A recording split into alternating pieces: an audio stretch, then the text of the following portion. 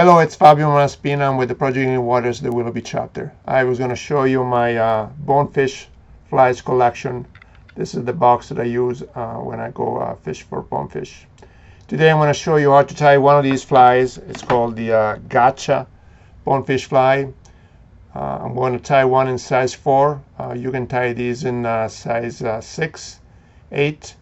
And then you can use appropriate sizing of bead chains or dumbbell eyes, depending on the size of the hook and depending on how deep of water you want to fish.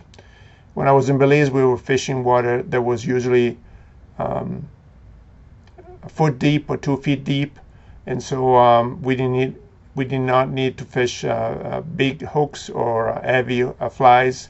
Bonefish can be very spooky, so you don't want to throw something with dumbbell eyes when bonefish are in a foot of water. You'll scare them off, and you spook them off, and they'll run away. They'll swim away. So again, always adjust the size of the hook and the size of and the weight of the bead chains and dumbbell eyes, depending on the depth of water you're going to fish. And also adjust the color of the body and tail to match the color of the sandy bottom or the rock bottom that you're fishing. So today I'm going to tie with a sandy color craft fur, but again adjust the colors and size and weight depending on the fishing conditions. So I'm going to use size 4 hooks. These are Daiichi 2546. Be very careful when you use these hooks. They're pretty sharp and they're made in stainless steel, so they will not rust. I'm going to get a hook, put in my vise, like so. Always have that hook shank parallel to your table. Then I'm going to get some of the mylar. I'm going to get some UV pearl mylar tubing. This is a size medium. I'm going to get about maybe an inch and a half of this. I'm going to cut this off. And then you remove the core out of the tubing, and you insert the tubing over the hook shank, like so. I'm going to get my 140 thread, pink, red, anything reddish, pinkish will work. So now that I secured the mylar tubing on the hook, I'm going to cut my thread off.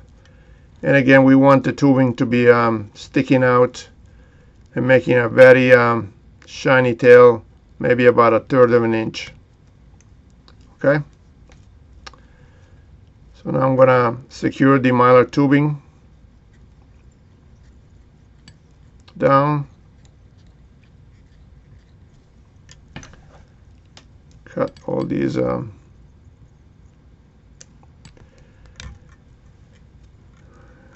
tips off. Already try to make this about the same length, and I'm going to move my thread close to the eye of the hook, and then about 1/3 of the hook shank I'm going to put medium-sized bead chains.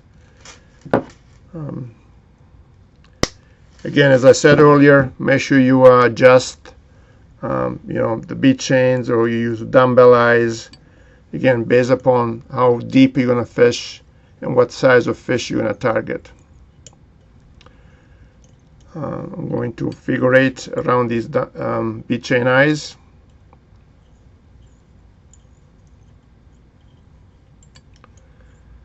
So they are secure as much as I can, and then I'm going to put some glue. The last thing you want to be having to do is having the bead chain eyes rotate while you're fishing.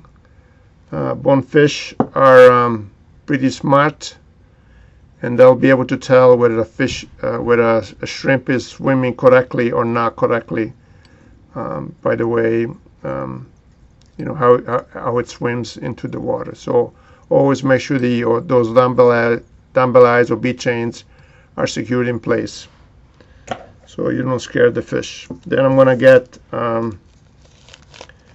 about 3 inches of diamond pearl. This is a pink, shrimp color.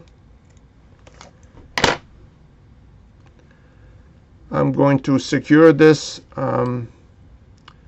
near the bead chains, and I'm going to put tension on it so I can it helps me get very good conic shape for the body of the shrimp. And then I'm going to again add more tension here as I wrap this around, and as I get closer to the bead chains I'm going to loosen the tension. So again, we want to have that effect of conic shape of the body of the shrimp. So now when I get close to the bead eyes, I'm going to over once. I'm going to go over the bead chains eyes on the other side, and I'm going to go over the bead chain eyes between the bead chains in the below underneath the hook. Now I'm going to secure the braid pearl, pink braid pearl, and I'm going to cut off the excess. Then, you know, once you tie more, then you get a feel for how long you want to cut the material before you start tying, so you don't waste a lot of material. So then I'm going to get this is extra craft fur. This is color sand. Again, you want to match the tail of the shrimp and the shrimp body to the bottom of the sandy bottom of where you're fishing. So for sandy bottoms, you want to use sandy color. So now I cut about I don't know, about a third of a pencil. I'm going to remove the short fibers. See these? Then I'll grab these fibers. I'm going to try to see, there are some that are longer, some that are shorter. So I'm going to try to align, you know, the craft fur. So I'm going to pull some of these longer fibers and sort of align them. You know, it doesn't have to be perfect, like that. Then you want to, so when I tie this craft fur tail, and we want the craft fur to be about twice as long as the hook shank. And now I'm going to secure it in front of the bead chain eyes. And now that I secured it, I can lift it up, and with my scissors I'm going to cut this as close as possible, like so. Okay, so now I'm going to secure again the craft fur. I'm going to build a nice head here for the fly.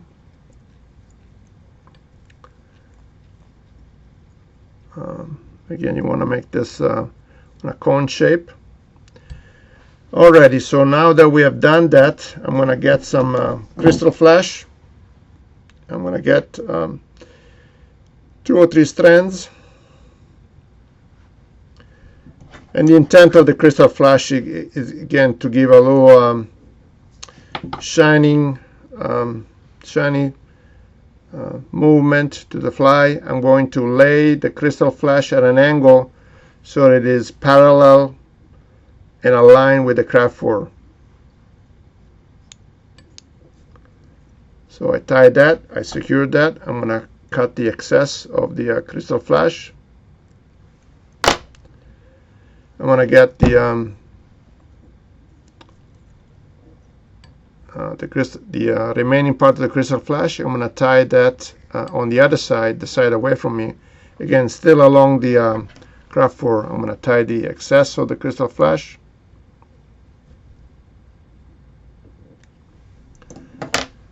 And then I'm going to finish that the head. I'm going to get my whip finisher and secure the thread. Again, when you use these hooks, be careful, they're very sharp. Another tip that I can give you is when you're done fishing with a fly and you want to change it, don't put it away in the box with the fresh flies, because again, that fly that you just used is full of salt, and if you put it in the box with in the box with the other flies, it will cause the other flies to be corroded, and you don't want that. So just save the flies that you use during fishing, put them into maybe in a cup, and then when you go back to the lodge or the hotel, just to wash them with fresh water. So here it is, the gotcha bonefish fly. Again, this will ride hook up, and the fish will look at the back of the fly. I'm going to cut this crystal flash. It's a little long. So I hope this was helpful, and we'll talk to you later. Enjoy your time fishing. Be safe, and we'll talk to you again soon. Bye.